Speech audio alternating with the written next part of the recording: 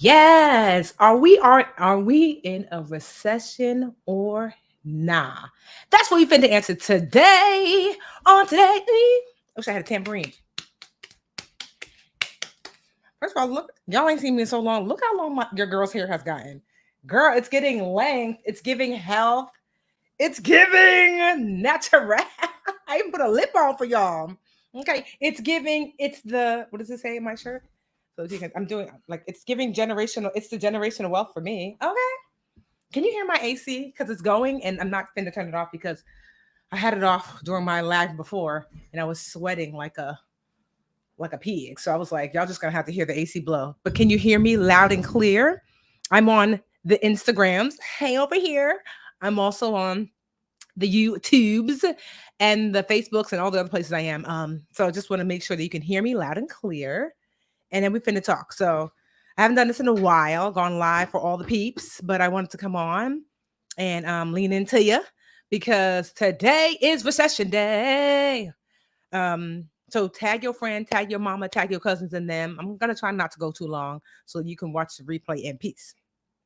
So today is July 28th, and today is the day that we got the announcement about whether or not we've had two consecutive quarters, 6 months of economic downturn. And so the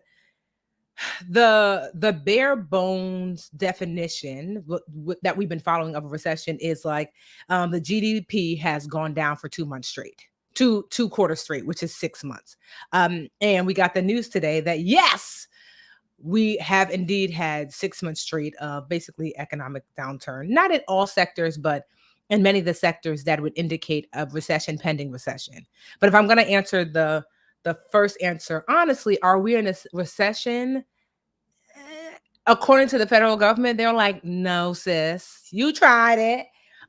According to the numbers and the data, it's looking recession-y. Okay. For real, it's looking a little recession-y. So although we might not officially be in a recession, it's giving almost recession. Oh, sorry, I'm just trying to plug in my computer before it dies. It's giving almost recession. It's giving recession-y. It's giving like, if we ain't in one now officially, it ain't too long before we are. And we're going to talk about why. So you guys say you can't hear me? You can? Well, Eloise, you might have to refresh because I think you're meant to be the only one who can't hear me. Okay, it's given. You can hear me. So Eloise, refresh because everybody else is listening and can hear. Okay, so you already know me. I used to be a school teacher for over 10 years. So your sis has been reading all the articles, watching all the news briefs. Sis has been taking notes. And so the teacher in me always like takes notes. So that way I don't forget the important things I want to tell y'all. Okay, so first and foremost, for the class, pull up. Let's talk about what is a recession. And so the definition before used to be, in its bare bones, that you have two consecutive quarters. So each quarter is 3 months. 2 times 3 is 6. 6 months of economic downturn, right? That the GDP has, and we'll talk about what GDP is in a minute, but that the GDP has constricted, right? So that's happened, and yet we're not in a recession. So says the government. So I said, well, government, since you know so much, what you say a recession is. So I went to whitehouse.gov because your girl is, well researched. And let's just say the way I read this, it's giving your old black grandma reading you for filth. This is what the government had to say. She was sassy on her website. She said, while some maintain that 2 consecutive quarters of falling GDP constitute a recession, that is neither the official definition nor the way nor the way economists evaluate the state of the business cycle. She basically said, sit down. That I know that you out there are saying, 6 months of economic downturn, that's cute, but the economists, that's not what it is no more. That's not what we claiming no more. I'm like, I'm telling you, I read this with all the attitude that was intended. Right? They said, this is what the government said. They said, instead, both official determinations of recessions and economists' assessment of economic activity are based upon a holistic look at the data. Basically, they said Y'all looking at 6 months of it's not cute out here in the financial streets, talking about it's a recession. You don't know. We have other determinants to decide if we're in a recession or not. Sit down, sit down, sit down. Okay. Yo, honestly, I was like, yo, like I said, whoever wrote this was as per my last email. That's what they're giving us right here. So, and to be honest, it's true that there's a wider look at what you have to look at when you're looking at if we're in a recession. But definitely one of the major components is, have we had two whole quarters of economic downturn? And we have. But they're also said that you have to look at the labor market, consumer and business spending, industrial production and income. So what does that mean? So for example, something that makes this recession not so recession-y, if we're not in a recession, right? Because I can't claim it since they tell me I can't, right? That is that our unemployment rate is like at historic lows. So typically, when we're in a recession, people are out of jobs. The unemployment rate is skyrocketing. It's not looking cute. It's hard to find a job. But everywhere you go, everywhere you look, everywhere is a place, somebody who name that show, right? So that honestly, there are more jobs than people who want jobs. Like everywhere you go, everyone is hiring. I know you've seen like, hiring everywhere, like everybody's hiring. And that's not typical of a recession because it's like, if things so bad, why are people hiring? That's one. But on the flip side, inflation is raging like a mug, raging like a mug. What is inflation? So inflation is when there's a general increase of products and services. And that means basically your money doesn't go as long as it used to. You know how your grandma be like, baby, I bought my house for $25,000. Yeah, grandma, because that's how much houses cost back then. But because of inflation, houses are now 350,000 for that same house. That same house, barring a little bit of like fixer uppering on that house, that same house I don't have COVID. That same house is worth more, costs more because of inflation. Inflation makes things, products and services cost more over time. And so your dollar doesn't go as long as it used to. Like you ever hear people say $1 million ain't as much as it used to be? It's true. Right. So that's what inflation is. It basically means that your money doesn't go as far because things cost more money time over time. And the current inflation rate, so inflation typically the United States has been good at keeping a decent inflation rate between 1 to like 3% for a very long time. Then so to give you like a greater picture of what's happening. So in 2011, the inflation rate was 3.2% in 2011, and then 2021 it was 4.7%. Can you guess what the inflation rate is now? So remember what I said. The United States is pretty good at keeping a decent inflation rate between 1 and 3%. Last year was looking a little rocky at 4.7%. Guess what it is now? Guess what it is? Guess what it is now? It is 9.1%. That's crazy. That is the largest annual increase since November 2081. Some of y'all wasn't even born the last time we had an increase like that. Where are my 80s babies at? Okay, 80s babies, right? And so, yeah, 9.1%, basically. Like, so that's astronomical, meaning that things are costing way more money, goods and services. That's why when you go to the grocery store and you're like, I'm sorry, what? That's why it cost me $69 to fill up my tank there. $69. I'm making car note payments at the daggone gas station. Inflation has so many areas and sectors of the economy just like exploding. And so inflation being so high makes us look even more recession-y. But then the fact that unemployment is so low makes us look less recession-y, But something else that makes us look a little recession-y, this is sometimes like an indicator that like, it's a little red flag, like that person you dating and you're supposed to let them go. Here's another red flag. That there's a huge uptick in repo. The repo man is coming and taking people's cars.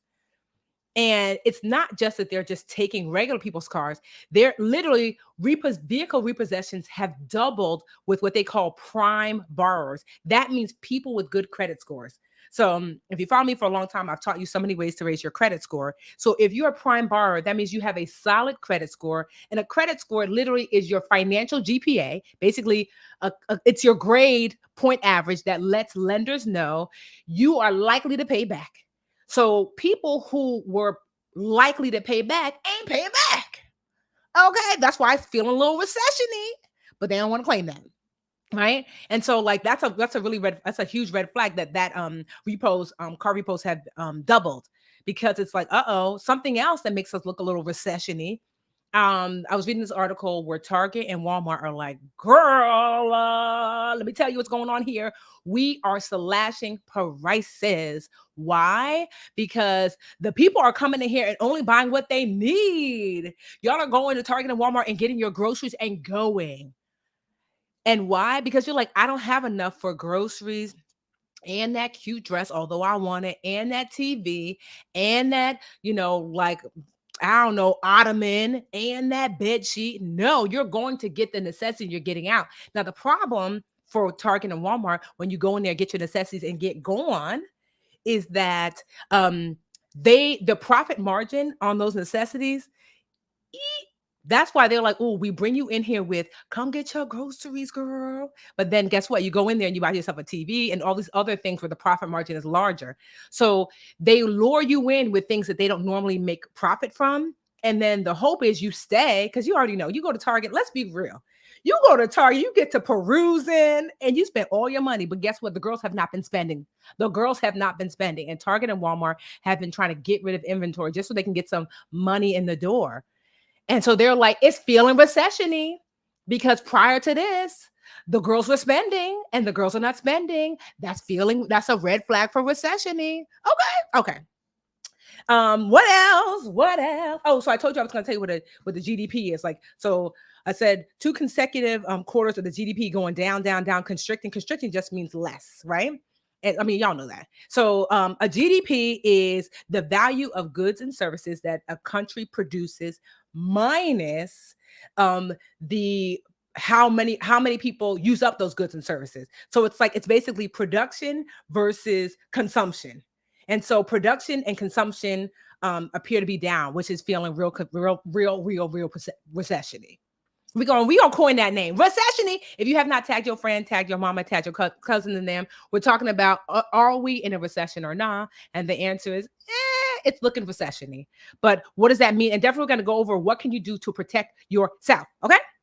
Let me see. I told you I got my teacher's notes because I always stay ready. What else? I don't want to make sure I don't miss anything. We're not gonna do how to survive just yet. Let me see. Oh, also something that is feeling a little recession-y is that just yesterday, the central bank they voted to increase interest rates by 0.75%. And that's the second consecutive month that they've done that. Now, for context, the last time they made such a for them to raise interest rates, because when they're raising interest rates, the reason why they're doing that is because they're trying to slow people down. Because when interest rates go up and they trickle down to the consumer, that means it costs more to borrow things, And so they're trying to slow down the economy. But when you slow down the economy too much, it enters into recession. So it's like, what's really going on here? And the last time that they've seen this much of a shift in interest rates going up was the early 1980s. And so that's and it took them more than 2 years to do what they've now done in 2 months. So it's like, if we're not in a recession, you acting real recession-y. If you ain't cheap, why can't I look through your phone? Whose pictures you liking? And so that's the thing. Basically they call it a credit squeeze. That when interest rates goes up, less people can afford to borrow, which is credit. So less people will be borrowing money, less businesses will be borrowing money to open, less people will borrow less money to buy a house or a car, So that's one of the tools that the central bank has in order to manipulate the economy for our best interest. Okay. Let's see what else I have on mind. That's how to survive. We're gonna do that later. Let's see. Let's see. So to be really clear, so Jerome Powell, I love the fact that our that Jerome Powell, that his name is Jerome Powell, our Secretary of, is it Finance? Anyway, his name is Jerome. I love it. So he answered some questions yesterday during a press conference, and he basically said that like we're not in a recession. He literally says, "I do not think the U.S. is currently in a recession." He said there are too many areas where the economy is performing too well. Like I said, right now our unemployment rates are at generational lows. Like the unemployment rate is super low, meaning that there are plenty of jobs. Typically during a recession, remember the 2009-10 recession? It was crazy. People were losing their jobs like crazy. I lost my job because my school lost its funding and it closed down. People were losing jobs and they could not find jobs. He's like, that's not the case. If anything, there's a surplus of jobs. So he's saying that's not really a recession.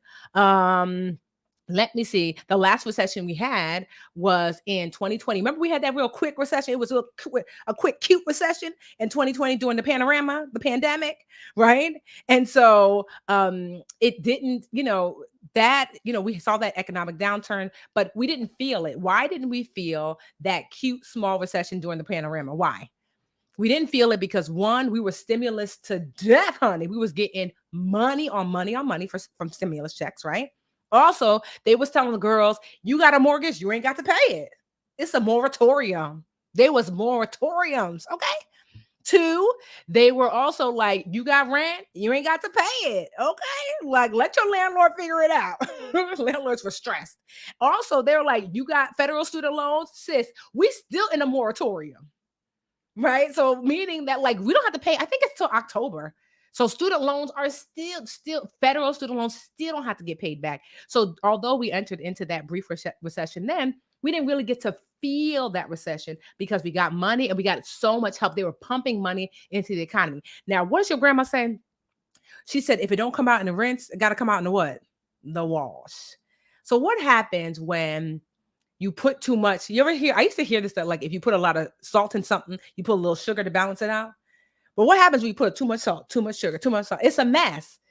So if you ask me, basically there was too much manipulation of the economy, which I can understand because they didn't know what to do. We never had, for most people who are alive, had not seen a pandemic and all that it did to the economy. So they were doing too much.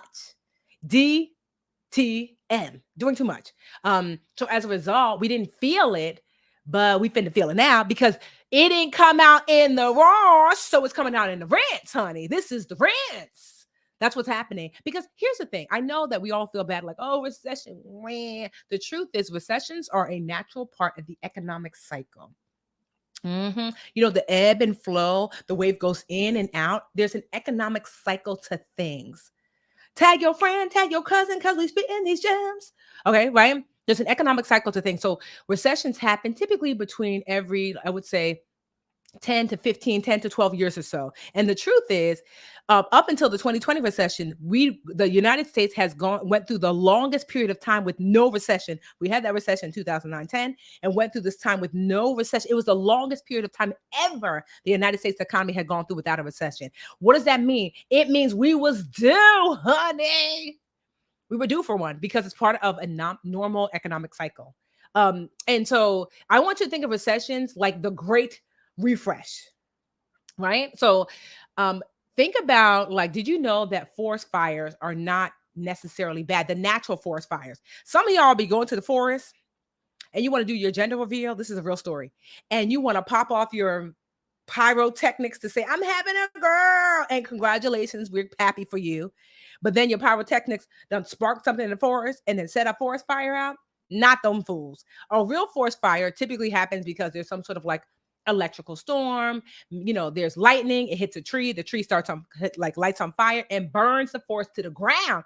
And on the surface, it looks like, but that is the way nature resets. Because she said this forest has reached capacity. We are at capacity. We need to make space. So nature be burning that thing to the ground. And then what happens after the forest burns to the ground, it regenerates itself. And that is what recessions help the economy to do. It helps to burn some things to the ground. It helps to get rid of toxic assets. So companies are not performing on the market. assets that need to be gotten rid of. Recessions are a reset. Okay. Recessions are a reset. And so, although on the surface, I know everybody's like, the truth is, if you live to the ripe old age of, say, like 80, you're going to see a number of recession, like 8. So it's like, how about we get ready instead of getting wild and crazy? Okay, get ready instead of getting worried. Oh, how about we get ready instead of getting worried? Okay, we have a church over here. It's not even Sunday, right? How about we get ready instead of getting worried? Okay, if you're loving this, take screenshots, take video, tag me after. Okay, let the people know. Right? Only I can make recessions fun. Well, I won't say only I, but only me.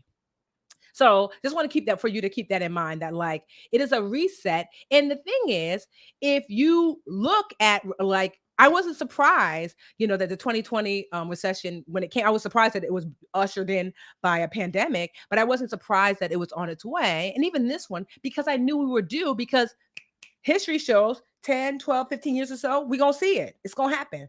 Okay. What else? What else? What else? What else? Let's see. I want to make sure before we go into what you could do to prepare. All right. So I gave you all of the information. Okay, I gave you all that information about what is a recession. Did I tell you guys what inflation was? I don't think I did. Where's my notes? I feel like I didn't. No, I did. Okay. We did all that. So now that you know what the GDP is, right? Gross domestic product, you know what a recession is. If you don't, you can watch this. This is recorded, so you can watch right after. You know what a recession is. You know what the White House is saying a recession is with their shady selves.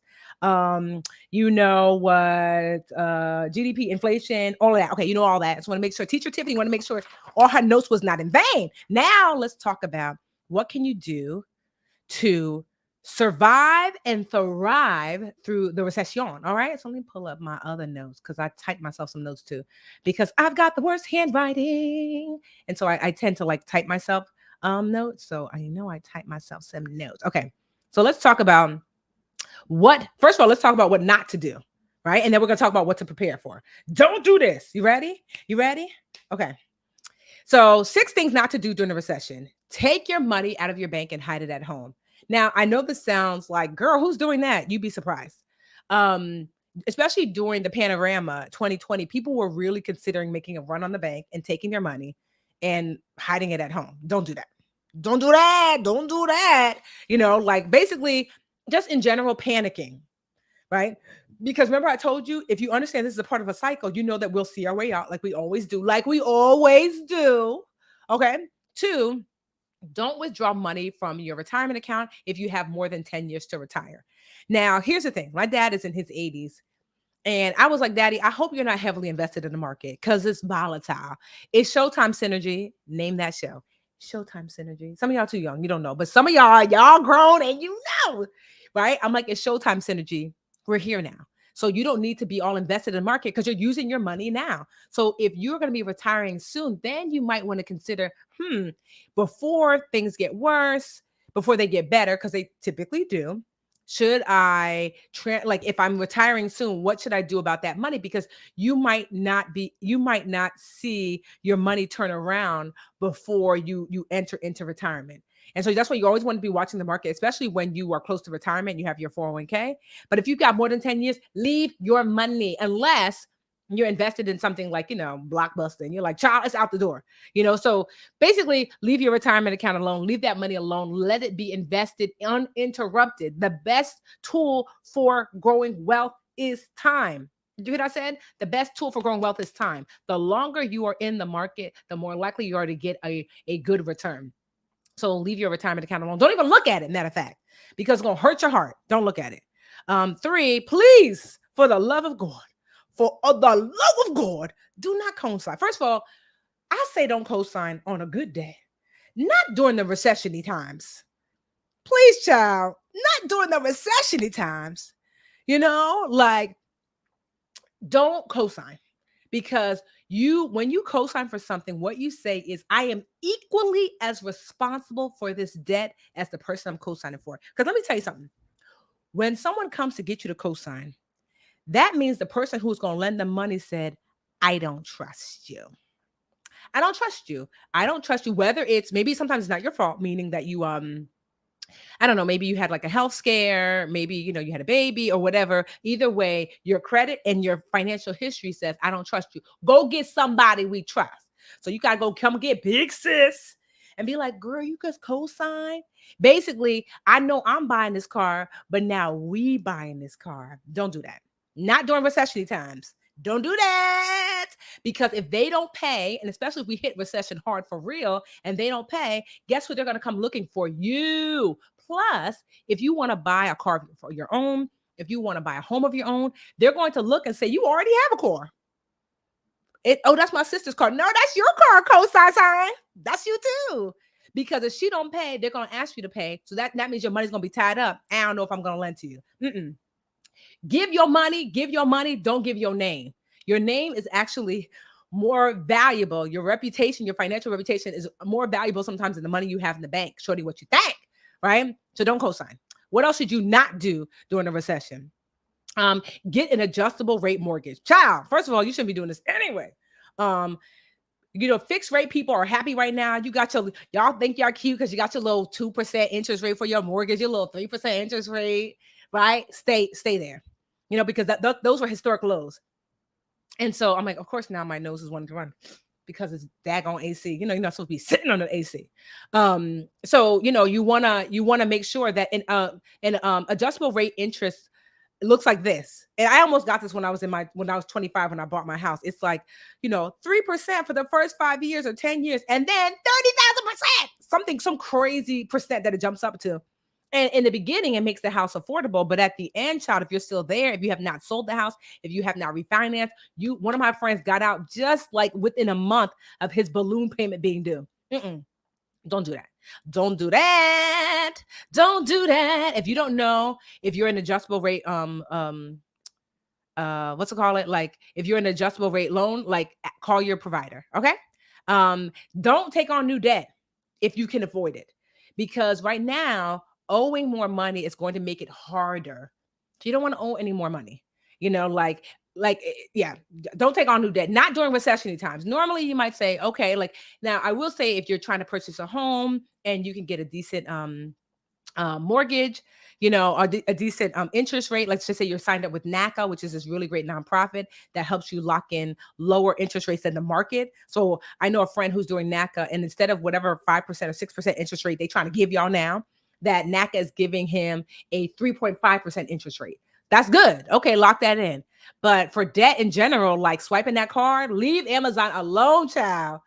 Amazon is tired. Your Amazon deliverer is tired every day, right?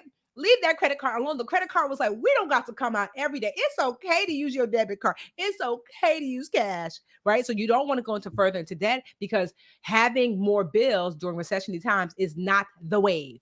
What else? And then last but not least, don't take your income for granted. See, sis over here, me being sis, I was a whole teacher. You know what they tell you? Teachers don't lose their jobs. Girl, teachers don't lose their jobs. I lost my job. It was a nonprofit-based school. They lost their funding. I lost my job. So don't take your income for granted, because it's not guaranteed. It's not guaranteed. Okay. Have you sharing this? Have you tagged your friend? Have you tagged your cousin? Please do. Okay. Next up, here's how to prepare. So that's what's not to do. Here's how to prepare. One of my favorite ways to prepare. You've heard bad things about NACA. Honestly, I've heard good things about NACA. I've had like at least 3 or 4 friends do NACA. I will say this about NACA. NACA is slow. NACA's slow. They're very slow. And my friend was frustrated by that. And I said, so you mean to tell me that because NACA is slow, you rather pay an extra $500-$600 a month for 30 years instead of taking it slow with NACA and getting your house at an interest rate that allow you to save almost $10,000 a year? I'll take slow. So yeah, that's what I've heard about NACA. That like, yeah, it could be slow, but give me slow and give me, because you know what you can do with $10,000? You can go on vacation, you can invest, you can buy another property, child. Okay. Yeah, they are the way to go. So NACA typically is for first-time home buyers, which you qualify for if you have not owned a home in 4 years. They consider you a first-time home buyer. So I've not heard like sketchy things about NACA other than it is slow and it can be a little frustrating, but it's worth it because you can save tens of thousands of dollars in your lifetime that you can then invest and make more money. Okay. NACA. NACA is just it's a nonprofit organization that helps first time home buyers get home. So they teach you how to save, teach you how to budget, and then help you get an interest rate that is significantly lower than what the current interest rate is. So that way you can afford a home. It's a great program. Like I said, it's just really slow, but it's definitely worth it. All right. Right. So here's how to prepare. Are you ready? Are you ready? Are you ready? Are you ready? Are you ready? Here's how to prepare for a recession. One, create what I call a noodle budget to dramatically reduce spending. So, what is a noodle budget? Think about college or when you were in, late teens, early 20s, when you were broke. If that's not you, that's great. But for most of us, and you could afford that 25% pack, that 25-cent, 30-cent pack of what's it called, ramen noodles, right? And so, basically, you were living at your bare bones budget. I don't want you to live there now, but I want you to know what that is.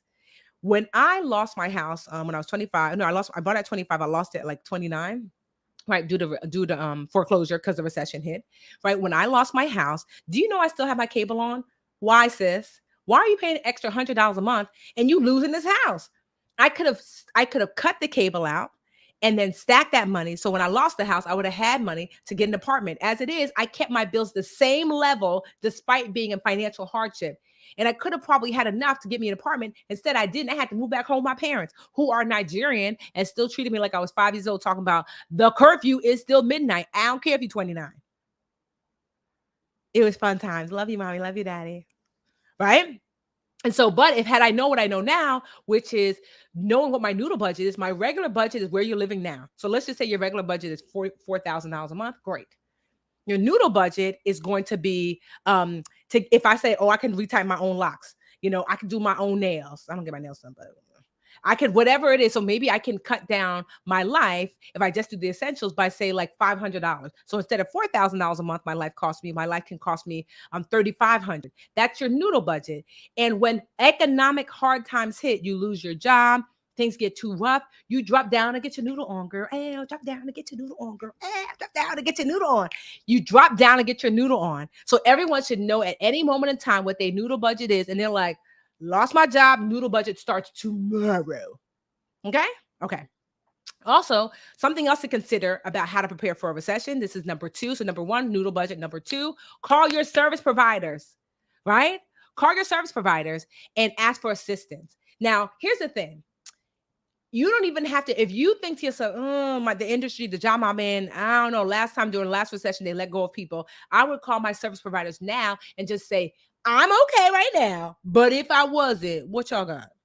The panorama had so many service providers. I'm talking about your garbage people, like sanitation, water, electrical, your insurance, student loan providers, anybody who you owe. Call the people that you pay the money to on a regular basis and say, if for whatever reason I get stuck and you up and it's up and it's up and it's stuck, what are their resources available? And like I said, because of the pandemic being so crazy, folks who didn't have like resource departments before now have them, so call, just ask, just for your own edification, that's number 2.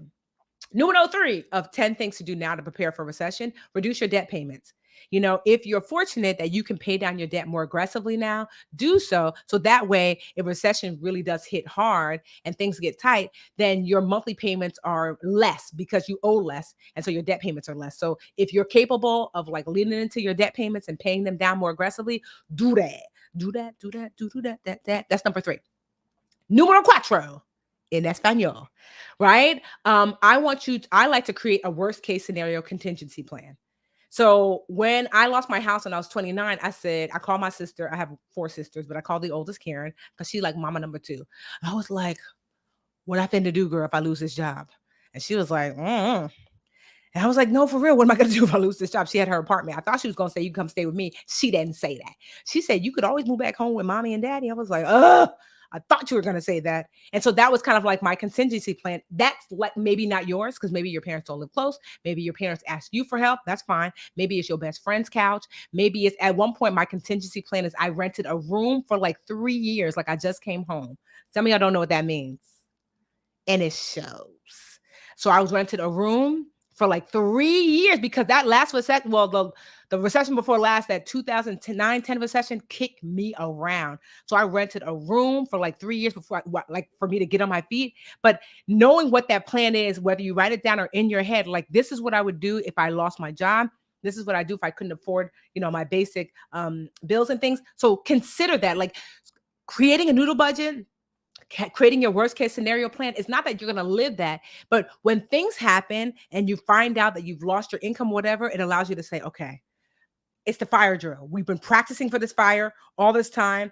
We know the drill. Let everybody places. Okay. Okay. So that's number 4. Number 5, check in on family and friends. Check in on family and friends. And so what does that mean? Like, when things are economically rough, a lot of people don't want to say they're struggling in silence. I was the queen of just like I could swim ish, not so well, but I'd be like in the financial pool, just like bloop, bloop, bloop, bloop, with this is the bubbles, like just drowning in silence, honey. Check in and really ask, how are you doing? Are you okay? Like, tap your people. Because sometimes people are struggling, they don't want to say. So check in on your family and friends. That's how you can start preparing now. Like, are you good?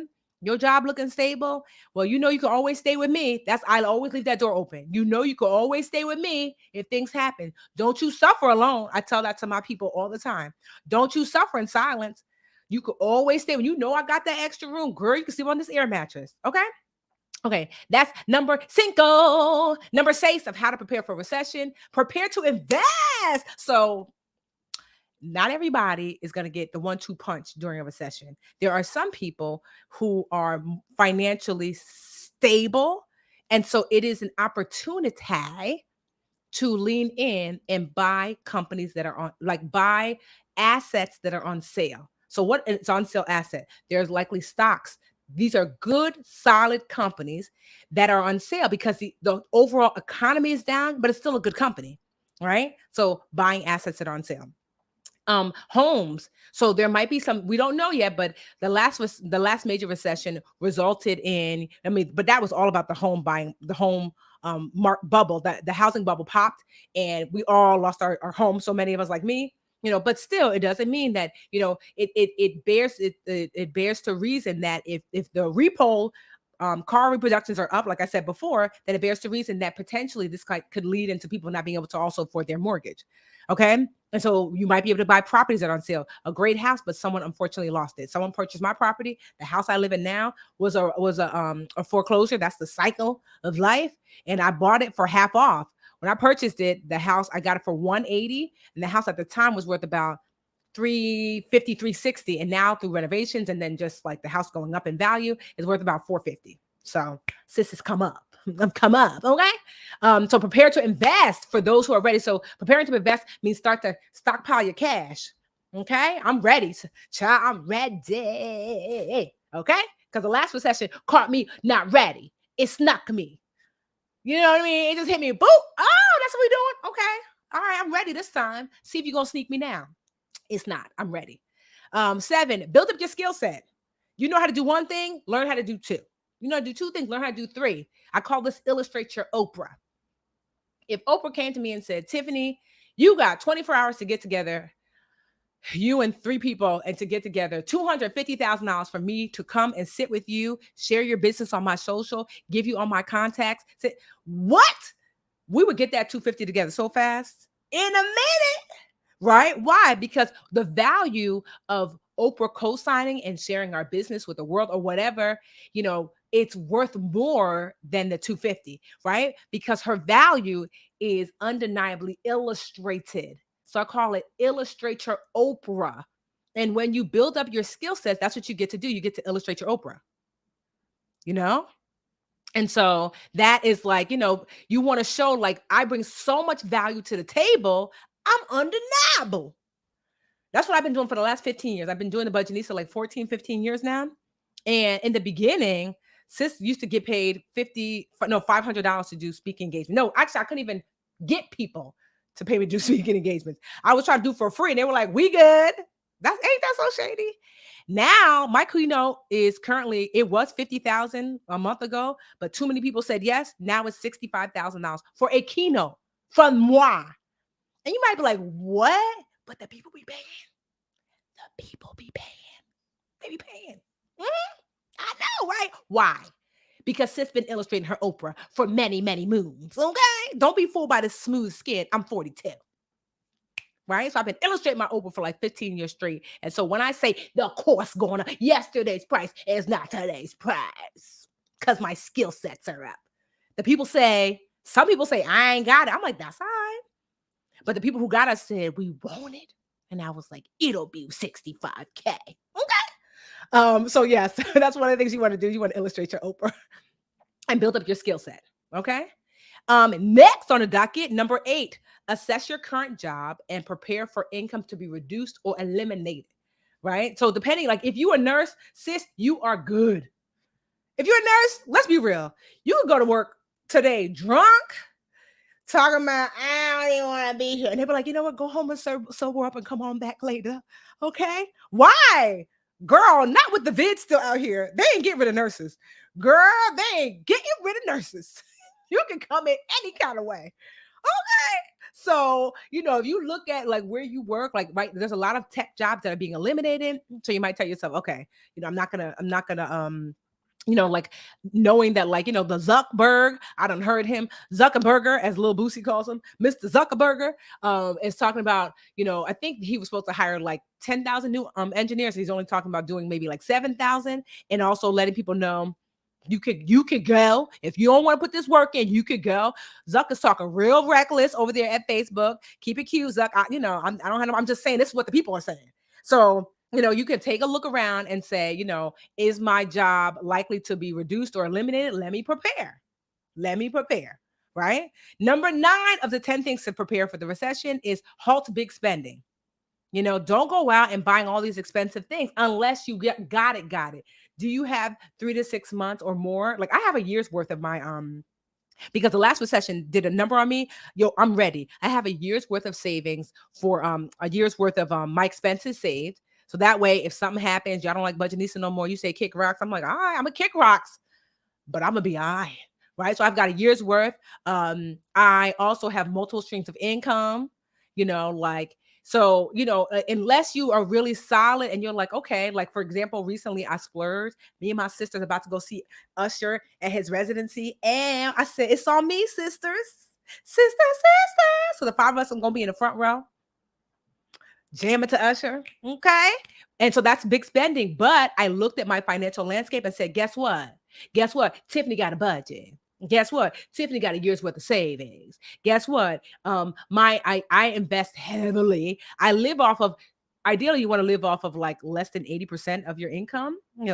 Try to get to 90%. Sis living off 20% of her income. Okay. For real. Meaning if I get $100, I only need 20, less than that sometimes to live my life for what I make. And so as a result of that, I have space to spend a little bit more.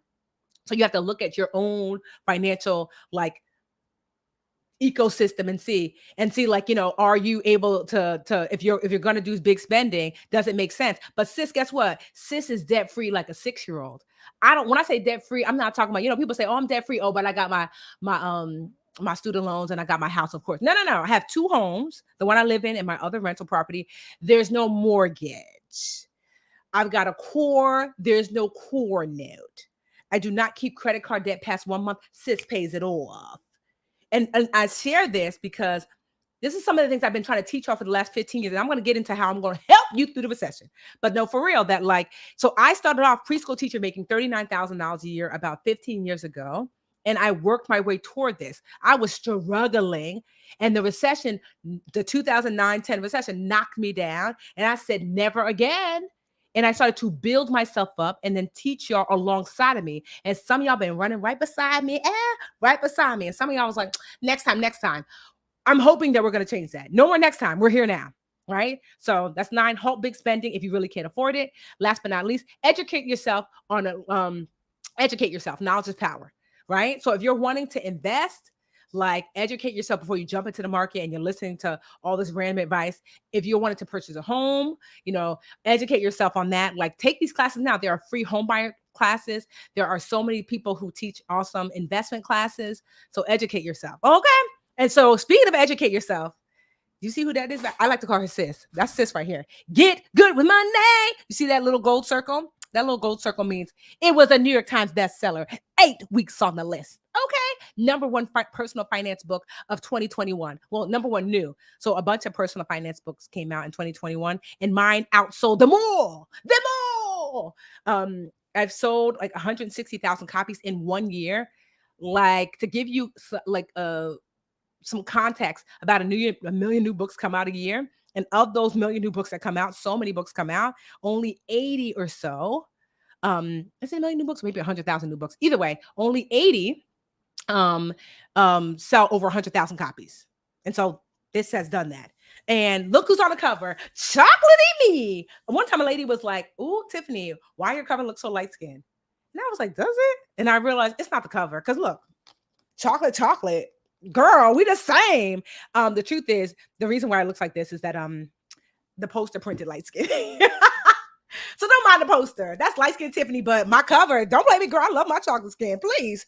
The melanin keeps the wrinkles away. So no, but honestly, if you are like, I need to get on financial track, I wrote this book to be like, and please Christians, don't come get me. I love the Lord too, to be like your financial Bible, right?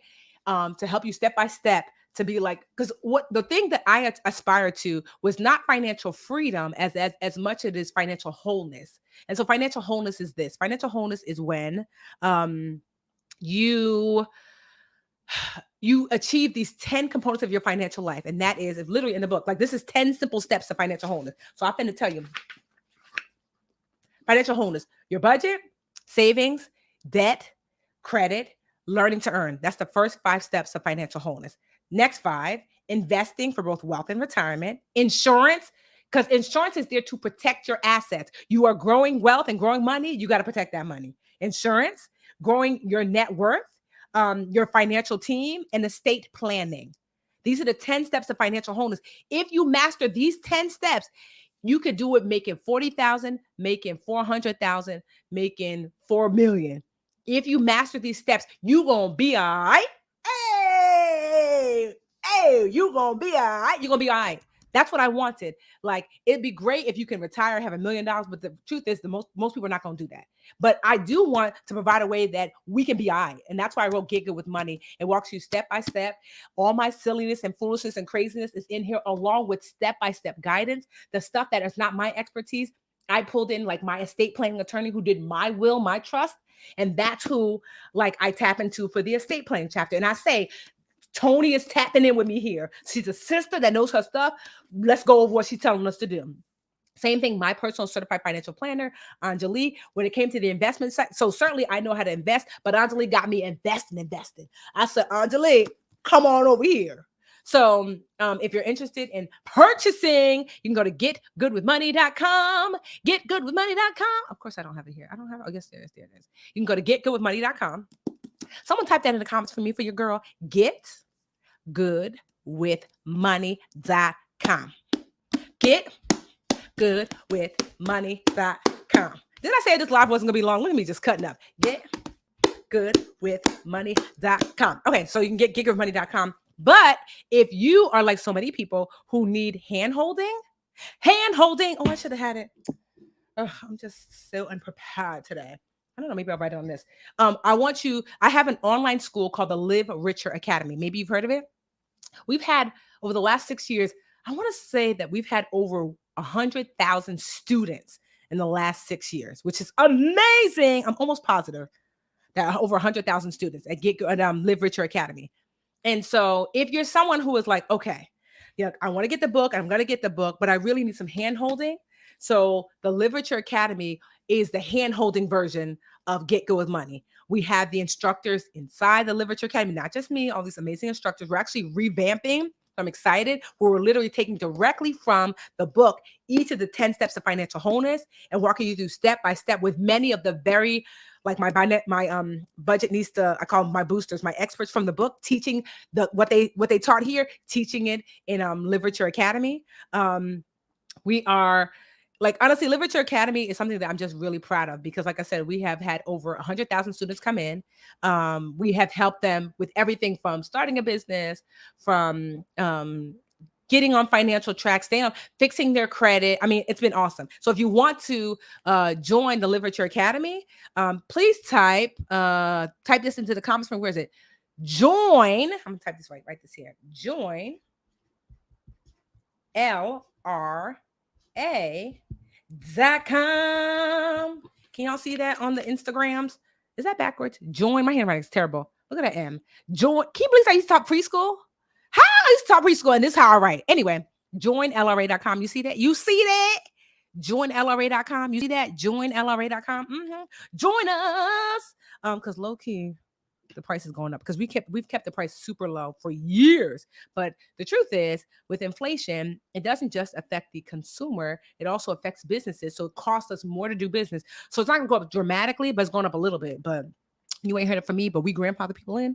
Meaning, like, even after the price goes up, which honestly is probably going to happen in about 2 months or so, we're still trying to see what we can do. But even when that happens, anybody, whatever price you start at, that's what the price you finish at. We don't raise prices on current students. That's what's awesome about the academy. And so, but yeah, low key, high key, the price, just like I said, because it costs us more to run business, so the price has to accommodate that. So yeah, get good money, join LRA. Between these two things, you'll be straight. You'll be straight.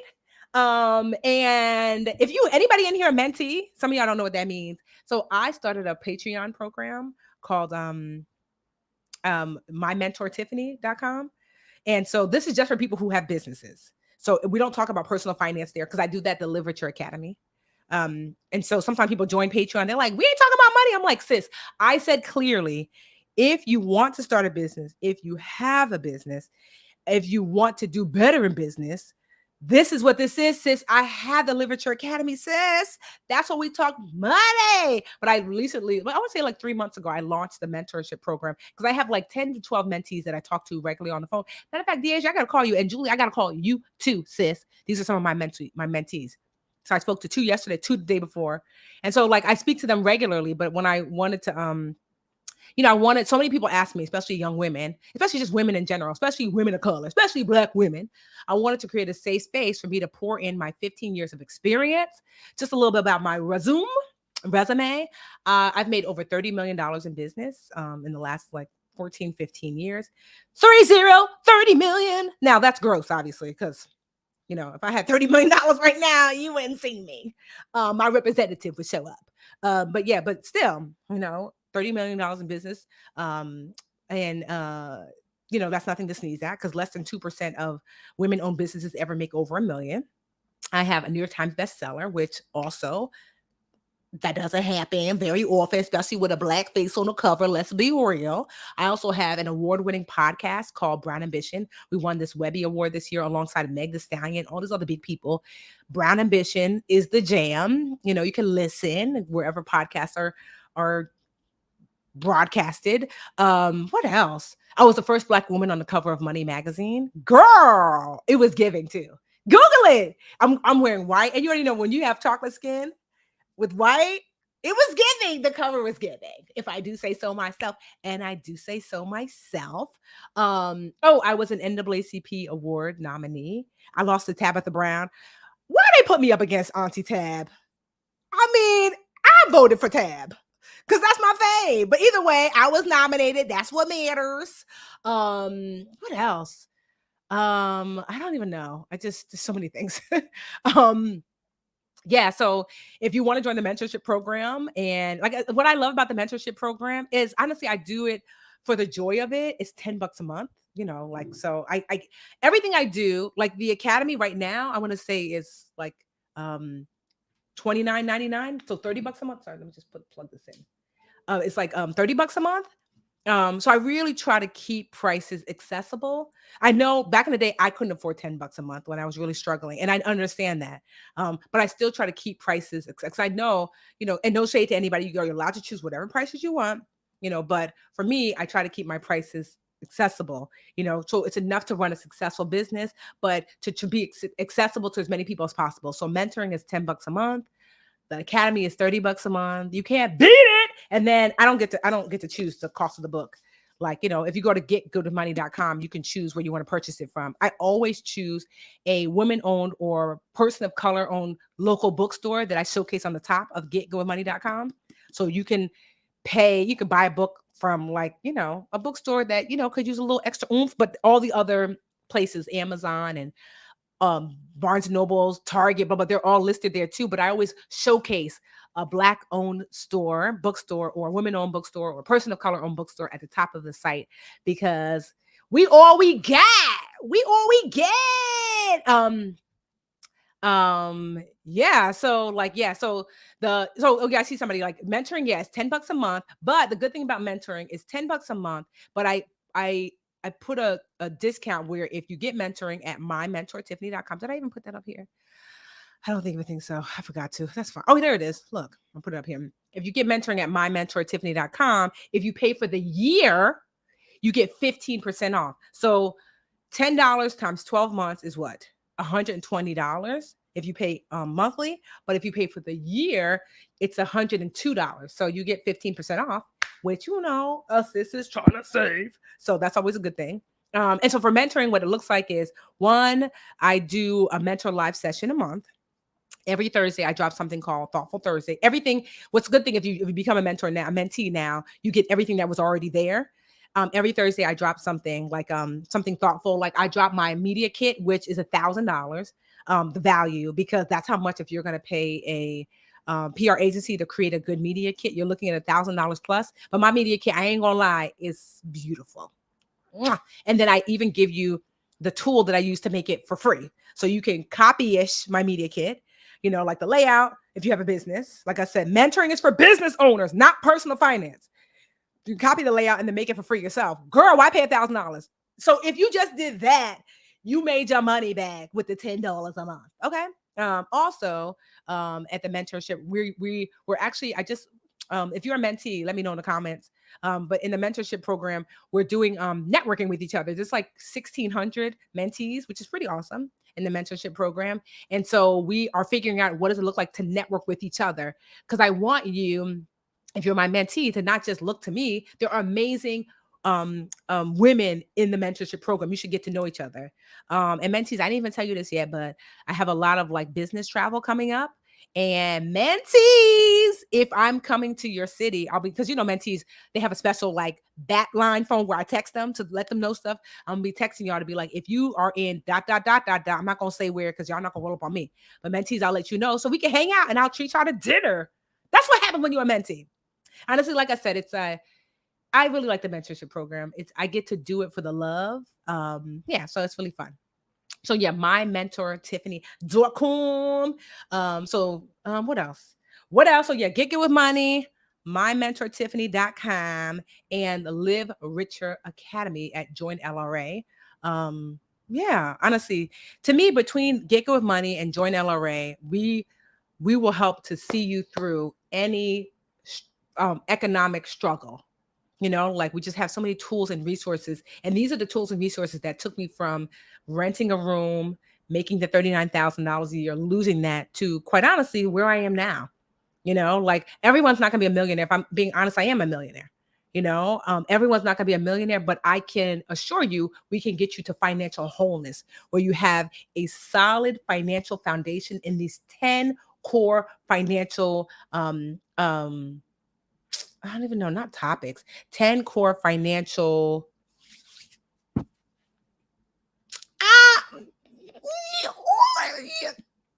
These 10 core financial. Dang, what is the word? I don't know the word. Like, my mind is slipping because I've been working all day, which is not even like how I normally do. But basically, these 10 core financial tenets. Woo, child, pillars, child. Pillar steps, child. Goals, y'all just give me all the words, principles, pillars. Yeah. So honestly, these 10 core financial pillars, that my honestly, I remember thinking I was going to write a book about and do the Literature Academy about financial freedom, but I realized that that would be unfair to you because the vast majority of people are not going to get a lump sum of $1 million or whatever. It's just not happening, and that's okay. It doesn't mean you don't get to live a good life. You can live a good life with financial wholeness if you master these 10 steps. And I absolutely can walk just about anybody through them. These 10 steps to get to that place, that solid place with the academy and get good money. If you master these 10 steps, you can still live a good life and go on vacation and look after your kids and make sure your mama good and make sure all the things. And that's what I wanted. I wanted to create something that almost everyone could achieve versus that's like pie in the sky. You don't got to work no more, which not to say no one will achieve that because I certainly have, but I wanted the average person to be able to achieve. So that's why I created I wrote Get Good with Money, and I created the Literature Academy. So hopefully I will see you in there. So can I show the book again? Okay, yep. This is the book, getgoodwithmoney.com. So literally, if you just go to the website, it's the name of the book. I had to pay good money for that name. That man did not know he was selling. Oh, chap, he only knew what I was going to do with that name. Getgoodwithmoney.com. Somebody owned the website, the domain, but I bought it for him. I bought it from him. So yeah, if you go to getgoodwithmoney.com, or if you want to be part of the academy and join LRA.com. LRA stands for Live Richer Academy. Join LRA.com. And if you want to be my mentee to learn about business from the business person herself, my mentor, Tiffany.com. All right, let me go. Let me go. Let me go. I'll see you on the other side. Bye.